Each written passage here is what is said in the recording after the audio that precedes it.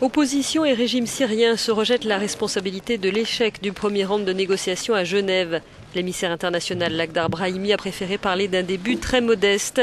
Les pourparlers devraient reprendre en principe le 10 février, mais la délégation gouvernementale laisse planer le doute sur sa participation dans l'attente de consulter Bachar el-Assad.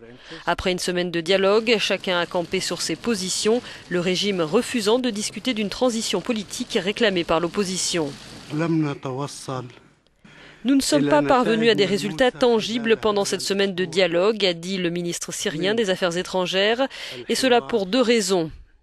Tout d'abord, le manque de maturité et de sérieux de l'autre partie, dit-il, et la menace de saboter la conférence.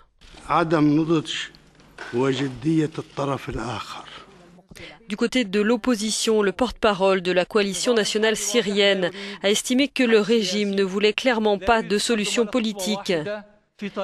Il ne veut pas faire un pas en avant pour mettre fin à la souffrance des Syriens, dit-il. Nous ne resterons pas assis ici indéfiniment. À un certain moment, on saura clairement si le régime est prêt à un transfert de pouvoir qui est dans l'intérêt du pays. À l'extérieur, pro et anti-Assad ont aussi fait entendre leur voix. La conférence de Genève 2 est la tentative la plus sérieuse de la communauté internationale de mettre fin au bain de sang en Syrie. Depuis 3 ans, le conflit a fait plus de 130 000 morts et 9 millions de réfugiés déplacés.